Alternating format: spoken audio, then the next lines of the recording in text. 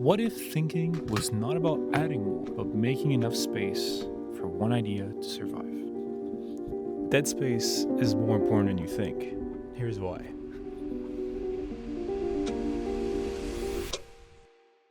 The brain, as you all know, is the most common / most unique thing we've ever seen.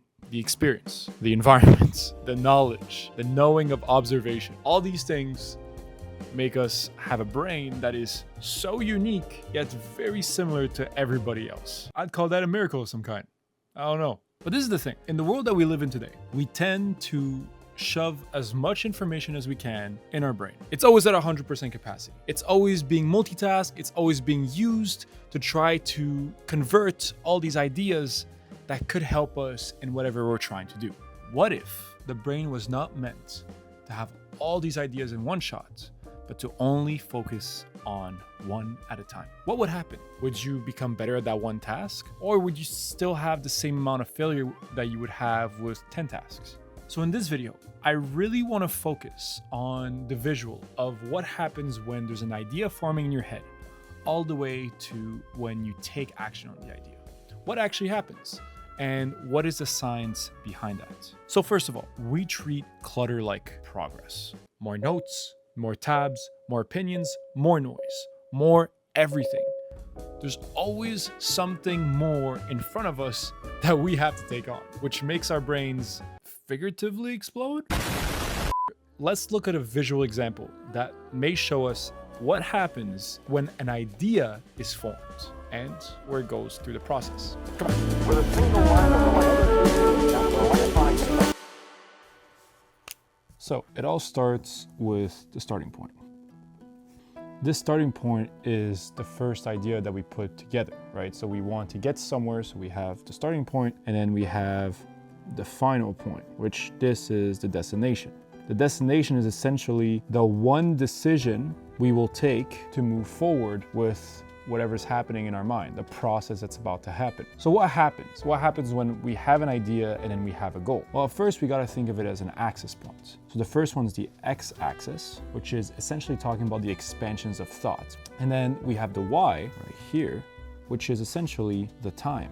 The time it takes from what we have or what we want to when we will get it. Now comes the divergent thinking. The first thing, divergent thinking. What is it? Divergent thinking is what creates the possibilities to create the idea. It's the roots that come out of the big idea in order to potentially try to find a way to meet the convergent point. So this is very important because this becomes the base of our thinking patterns when we're looking to brainstorm. With the divergent thinking, our thoughts will go everywhere. We'll be starting main thoughts or main ideas of how we could get there, spin into other thoughts, which will bring development points. Here, sometimes they go towards it, sometimes they don't. It really comes back to the idea. But at a certain point, these ideas over one single session of thinking is not enough. So they have to sit and just think a bit of processing the world or processing with the experiences that come together. This is where we have this space.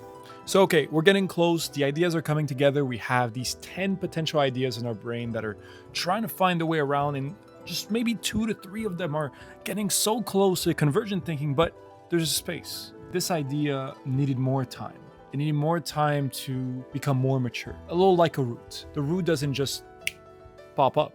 It takes time to try to find where the roots are the most stable in order for the tree to keep growing. This is what we call the dead space. The dead space has 4 specific patterns. First, we have the actual dead space, which is the area between where the ideas are at in the process and the final action of the convergent thinking, which is 1 and 4. And 2 and 3 is incubation and the insight. So what is incubation? Incubation is essentially the subconscious process that happens in your brain when you're not so sure in the moment of what may be the solution that you're looking for. Think of it this way. You've probably had a time where you knew that you knew something, but it just wasn't clicking in the moment. So you said, all right, let me come back to it. And a couple days later at a random 12:44 p.m. while you're eating, boom, the idea clicks. You figure out what that conscious thought was. But this is the thing. It was never just not thinking. It was just the back of your brain through the incubation process. Processing this information, the click, the aha, is the insight. And once we have the insight,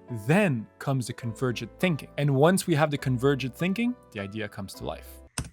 Okay, so I was editing this video and then I realized I never explained the difference between divergent thinking and convergent thinking. Divergent thinking, as I already explained, is just the different type of possibilities that come of one idea. Convergent thinking comes after the dead space, where essentially it chooses one of these ideas, the best one, in order to take an action on it. So anyways, back to it. This, my friends, is the dead space. This dead space is specific time after we've initially thought of the idea, which these thoughts in the back of our minds could just expand with each other, right? So they can move around, see how relevant they are.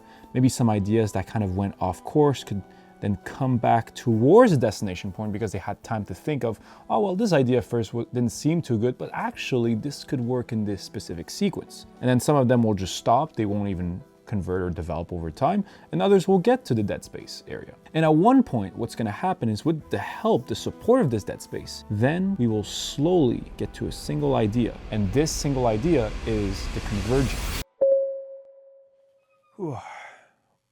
So why is any of this important? Why do you need to know all this? It's not like it's going to make you better than somebody else. And at the same time, you're not going to start thinking about this every time you're thinking of doing a decision. It's going to cause you harm more than it's going to cause you good. But I think the answer comes down to the awareness of how amazing the human mind is.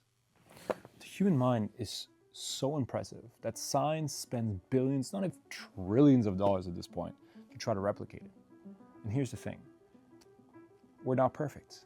And trying to find a gap to create a quote-unquote perfect system is not necessarily the solution, because there is value in faulty ideas.